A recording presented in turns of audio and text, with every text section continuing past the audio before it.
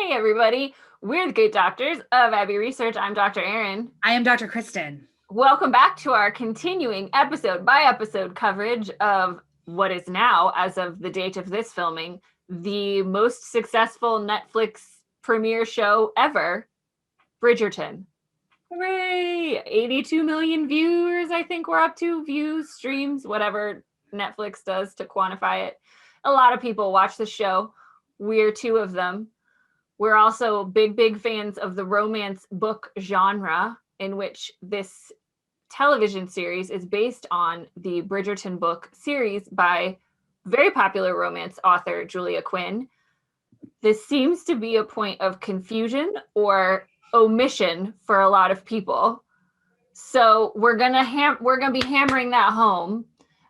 It's really interesting to us that a lot of people talking about the show, critiquing it, good and bad, are not talking about romance books because they have a whole lot of structure and patterns and tropes to them that this show kind of had to grapple with. So we're going to do a primer video for romance genre that'll be up on this here old YouTube channel pretty soon. We talked about it in episode 1 recap, but this one will be a separate one that you can just refresh yourself when you're confused as to why this show makes some choices, because it definitely is restricted by some of them. It also makes other poor choices, and we're going to get into that in a minute, that aren't explained by romance. Yeah. There's a lot of, we're going to talk about diversity today, kids. If you don't want to talk about diversity in Bridgerton, we would suggest you nope out of this right now. Because as we mentioned in our episode 2 recap, the other episode in the season that deals explicitly with race is this episode, An Affair of Honor, in which we get the explanation for why there are Black people, I'm not going to say people of color because it's only Black people, in positions of high prestige and authority in this land of 1813 London. It's a terrible explanation. We don't like it. We'll get to that. We already talked about race in terms of episode 2. So to briefly recap our thoughts on how Bridgerton deals with race, we will expand on some of them today. But a brief recap, in our opinions, in a fantasy show such as this, or just in any show, really, you get to build your own world. You get to say what the world is. So 2 examples we thought of, Star Wars gets to say what does and doesn't happen in that world. And they don't have to explain every choice. They just tell us those are the choices they made. And the other one is Schitt's Creek. Yes. Which feels a lot like our world. Yeah. Except that there is absolutely no homophobia. 0. And they never talk about it. They never address it. They never said it explicitly. It's just the world that they built. And because both of those, don't add us about Star Wars breaking its own rules, but in general, because both of those worlds play within the rules they've made, we don't question a whole lot. Yeah. There are pieces of Bridgerton that do not play within the rules that it made. Correct. For any number of reasons that baffle me personally. And one of them is race. Yeah. They want to have their cake and eat it too, and we'll kind of get into it. Yeah. We thought at episode 1 that we were going in the Schitt's Creek direction, where they just said, it's not racism. There's just no racism in this world, which there's just people would still have trouble with, and we respect that. 100%. That's subjective. But for us, in terms of building the fantasy, yeah, it would have been consistent within the world building. Even in episode 2, I was like, well, maybe we're still doing that. Mm-hmm. Maybe it was not, I could have seen them kind of. But then this episode, they just broke that wall and opened the door. And once you open the door, you have to go through it. And that's our main complaint that they don't do. And yes. So the summary of our conversations about what diversity looks like in historical romance, which for a long time traditionally was very white and very het-centric, heteronormative. And still statistically is. And still is to this day. by a lot of gains by many, many authors of color and many publishing houses that are making better choices. Statistically, we still have a long way to go to truly represent the human experience. Yes. And so Bridgerton posited itself early on, and we a big shout out to a YouTuber, Khadija, who did a great video on race baiting, queer baiting, colorism, featureism. Unbelievable analysis. Unbelievable. She had all the stuff, the links below. Find her videos. She's phenomenal. I'm also going to put in a plug right now for her to be an opera singer in this show, because she is a trained opera singer, and she is a beautifully dark-skinned Black woman, and she wants to be on the show. So that's my plug. Chris Van Dusen, we know you're watching, and our BFF Nicola Kaufman, if you could just... If you would like to take our notes, which we have many, that is one of them. Add Khadija to the list. But she talks about this a lot, and she brings in receipts from Chris Van Dusen, who's the executive producer, where he says, I want to make this fantasy show, but I also want to explicitly have these conversations. So he set the show up to do that, and then they did not follow through. And we'll talk about a lot of the ways that it doesn't do that. But one of the biggest issues that is clear in this episode is that what they meant when they meant diversity in terms of actors with significant parts and speaking roles was Black people. They didn't mean people with different body sizes. They didn't mean people with non-Black or non-white skin tones. They didn't mean people with different abilities. They didn't mean actors with Down syndrome. They didn't mean people with different gender identities. They just meant Black people and white people. And spoiler alert for anyone who doesn't know us very well, one of our biggest pet peeves on the planet is when people use the word diversity when they really just mean white people and Black people. Yes. It dilutes what that means. And very, very obviously by the work product that Chris Van Dusen put out, he just meant white people and Black people. Yes, and we should say there's a lot of folks of color on the show in the background. We get vaguely people of Asian-looking descent, Indian-looking descent, folks of all different color hues, but they're mostly almost entirely in the background, save for the artist Granville's wife, who looks to be like she might be of some Asian or Indian descent, but she has like 2 lines. Yeah. So that's a big problem. We can talk about diversity in terms of gender identity and sexuality. We can certainly talk about lack of diversity in terms of body size. Big problems with Penelope Featherington. We will get to that. So those are our thoughts and feelings about diversity as a whole. We will specifically talk about that scene with Lady Danbury and Simon, which is just problematic on like 15 levels.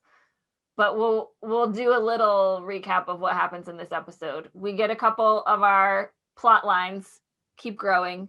Daphne is now being courted by the prince, who's meh, he's all right. Like, Simon's very angry and taking it out on his literal and proverbial punching bags of Will and actual punching bags. Will is the best addition to this show, by the way, from the book. It is the best. Yeah, Will Montrose. Well, no, sorry, Queen Charlotte. Queen Charlotte and Will are the 2 best additions. Will is the 2nd best addition. Oh my God, I love Will so much. He's and so Will good. Is exactly who Simon needs as a BFF. Yeah, so we get a bit more of Will in this, but not very much. He has a boxing exhibition. We learn again and more that Lord Featherington is just real crap at betting. And like fast forwarding through that whole storyline, by the end of the episode, we get to a confrontation between Portia Featherington and Lord Featherington over the fact that they are broke. He has lost all their money, including their daughter's dowries, which is why he's like forcing them into long seasons and not letting them get married, even when they have that delightful man who loves cheese. He looked charming. After one of the Featherington daughters, I forget which one, but his name is like Mr. Finch or something. So we have the Featherington drama. Added to the Featherington drama is, of course, Marina, who is still pregnant and still causing Portia some heart palpitations. She keeps trying to like push her towards all the old men, which Marina doesn't appreciate. like, I wouldn't either, Marina. I get you, girl. But also Portia tells her, like, you have a ticking time bomb growing in your womb. No, like, an old man isn't going to care that you're already pregnant. He just wants an heir, and he's happy enough to lie about it. A young man is going to feel differently. Also, you're just running out of time. Also, yeah, you have a limited amount of time. So we have the Marina of it all. Eventually, she gets rescued by Colin at the Trowbridge Ball and decides, oh, Colin is the perfect combination of sexy and sweet. No, I'm borrowing that from another movie. But he is the perfect combination of sexy and sweet, actually. And available. And available. Which particularly is what Marina is looking for. Correct. So she sets her sights on Colin. Penelope gets very upset. As she should. In the Penn-Louise track, we get more feminist stuff from Eloise, which we may or may not get into more in depth when we talk about the development of Eloise's character. But then she also decides she's going to track down and find out who Lady Whistledown is. So that sets up her track for the rest of the season. We also have a row between Penn-Louise, which is very sad. They butt heads over the fact that Eloise is obsessed with finding Lady Whistledown, and Penelope is getting her heart broken very slowly by Marina and Colin's growing relationship. So that's and Benedict. Yes, Benedict and the potential queer baiting. We're not going to decide on that yet, and we'll get back to it. But Benedict and his friend Granville, the artist, they have a couple of parties. There's a lot of sexual exploration and the really, really basic trope of, like, an artist introducing someone to the bohemian lifestyle. Trope watch, artists like sex. Trope watch. It felt very Moulin Rouge. I felt like we were going to sing a song about, like, bohemian lifestyles. So that's the Benedict of it. We'll get into that too in terms of exploring any queer representation on the show. And then the big storyline of it all, Daphne and Simon, comes to a head at the Trowbridge Ball, where Daphne is wearing the necklace she was given by the prince, but she's starting to have panic attacks over the fact that he is going to propose. Her and Simon go outside and yell at each other instead of sharing their feelings. He follows Daphne. They make out. Antony finds him. Antony demands that he marry him. He says no. A duel ensues. But we also find out, very importantly, that Anthony is not the only one who saw them in the gardens. Cressida Cowper did. Cressida Cowper. Yes. So that is what forces Simon's hand, and Daphne gives her the argument to make because Simon is refusing to marry her under any circumstance. And she goes to him at the site of the duel, interrupts the duel very dramatically, falls from a horse and says, we were seen by others. You have to marry me. He says, no, I can't give you children. And then at this point, the show sets up a very specific decision. Yeah. And both are kind of, they've been, I think, and I think Dr. Aaron agrees with me, both are kind of valid within this world. So both have dire consequences for Daphne. There is no good outcome here. No. So she could choose to not marry him, become a pariah, be ruined, but keep her personal integrity or his ruin personal her sisters, integrity. like ruin her sisters as well, which is ruin her sisters and maybe go to the Americas. That's probably what would have happened. Door number one. Not preferable on any level, but but possible.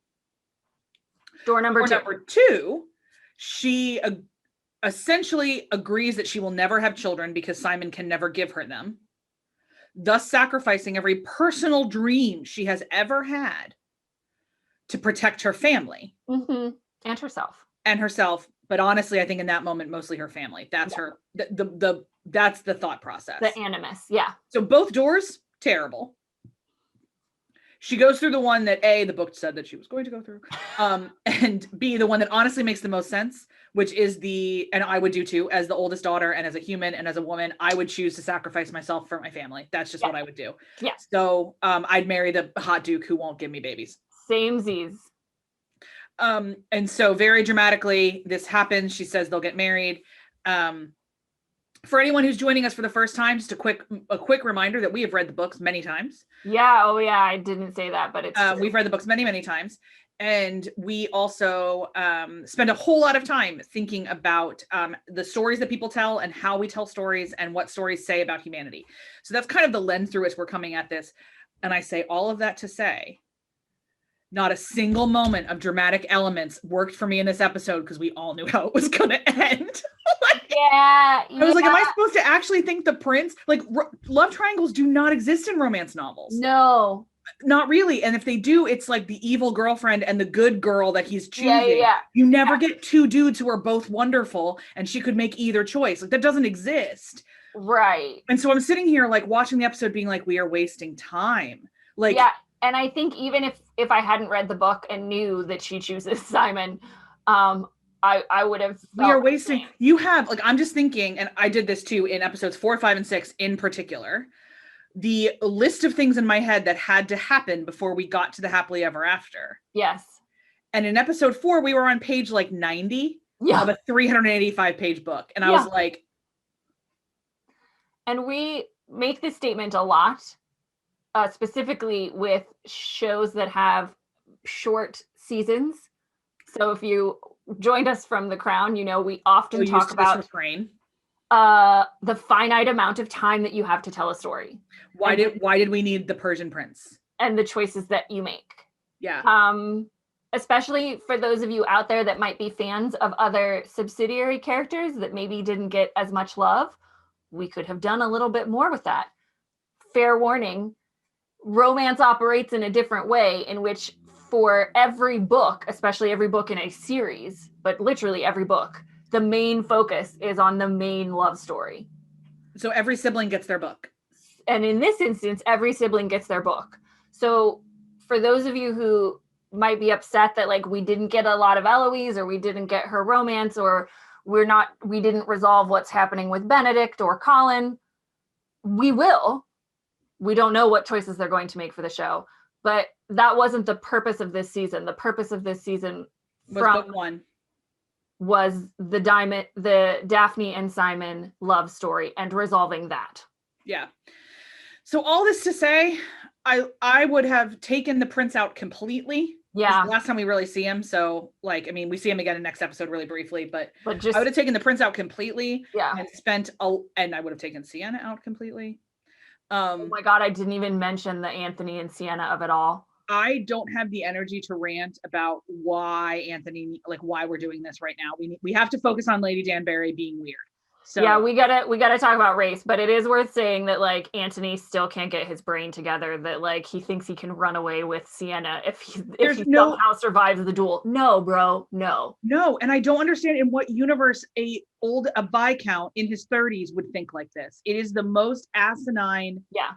It is the most weird decision they're making in terms of the script to me, not even in terms of like who Anthony Bridgerton is. But you want me to buy that a Viscount would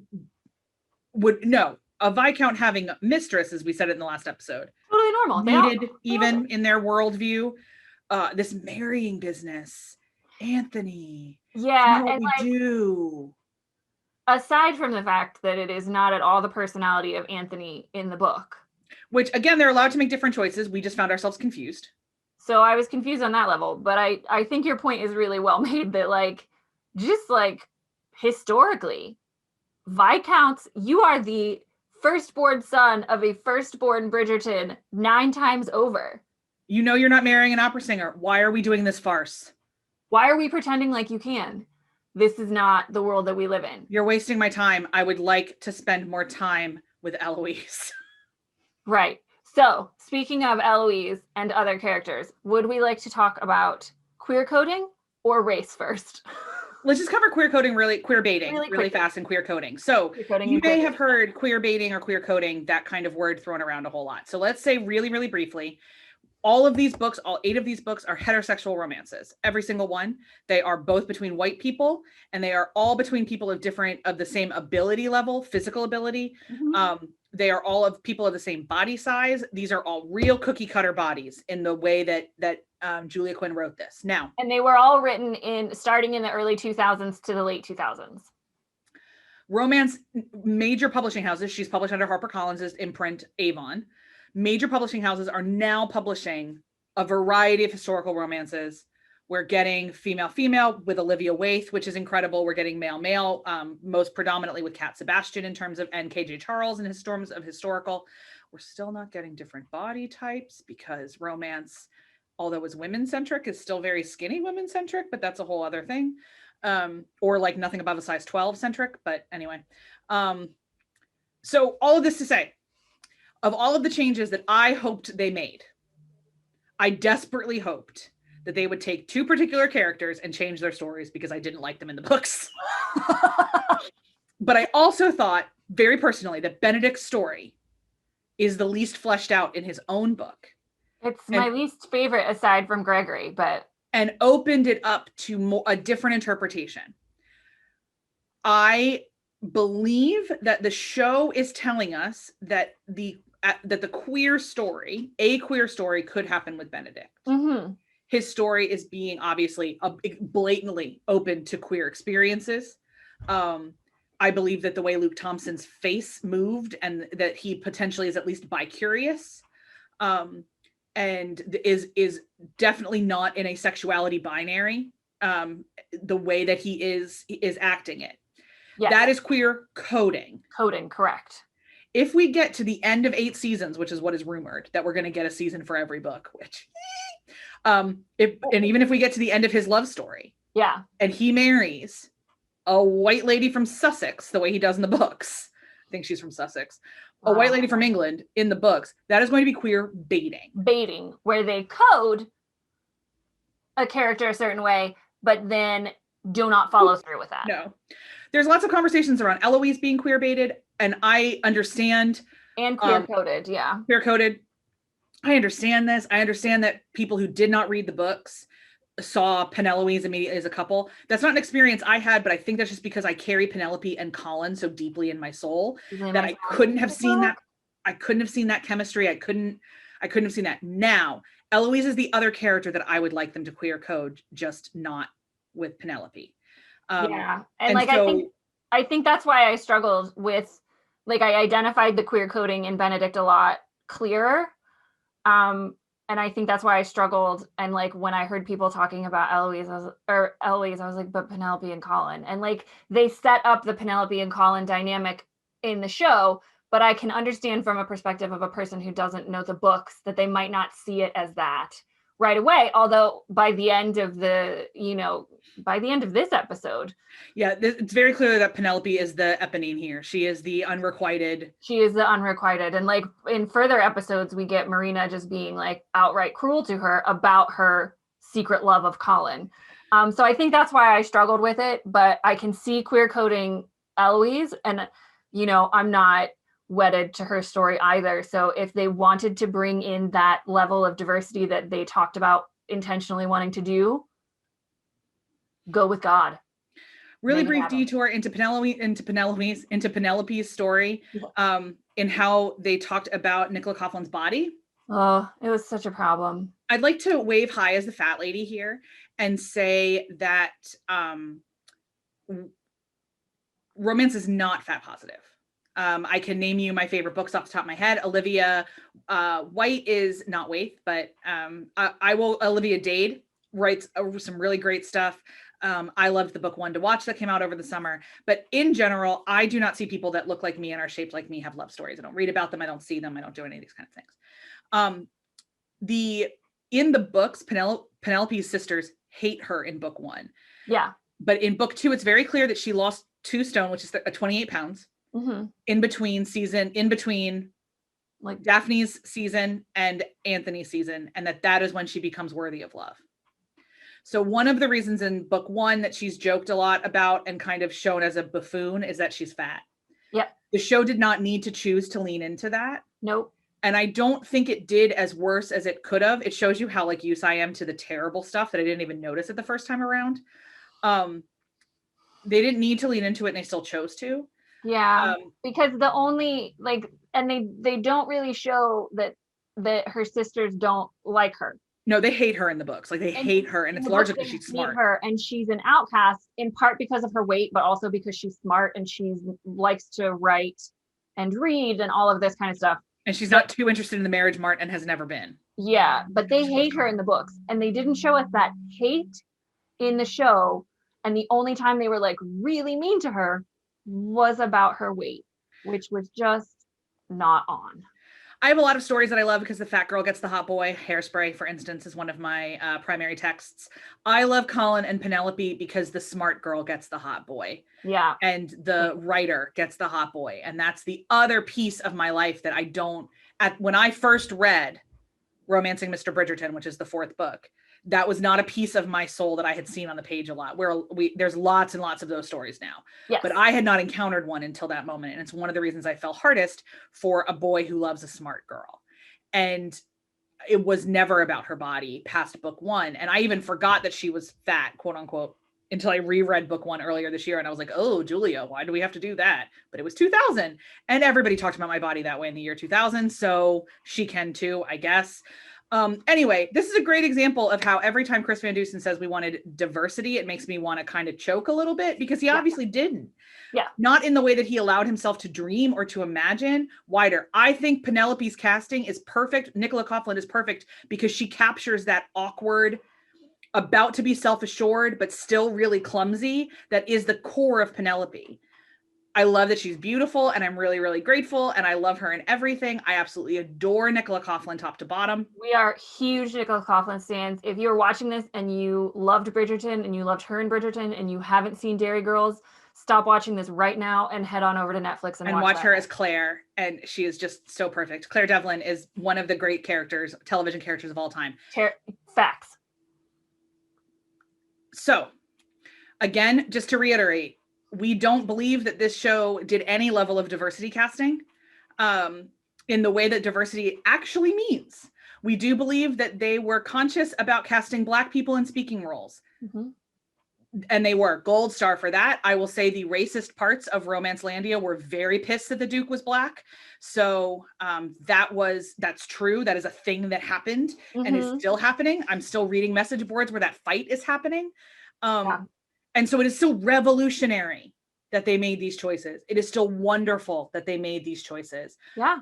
All of our criticisms, we still love this show with our whole hearts. We do. They just got to tweak some stuff before season 2, man.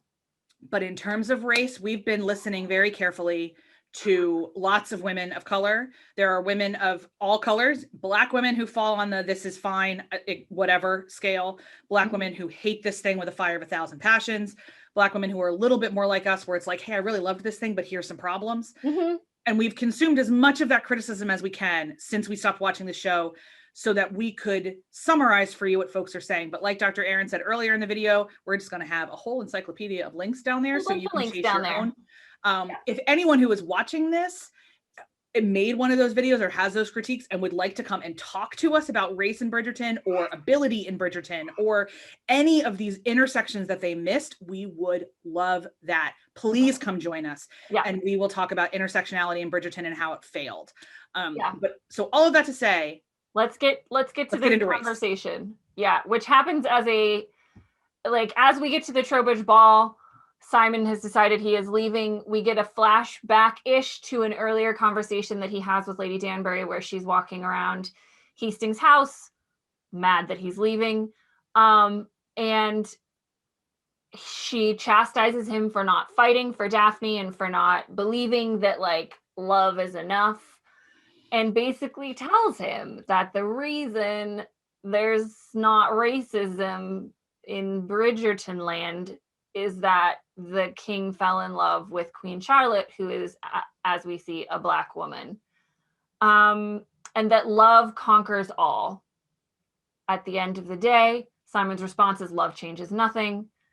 But that is what has elevated them, in her words, and given them these positions of power and privilege. And I mean, it's just badly done.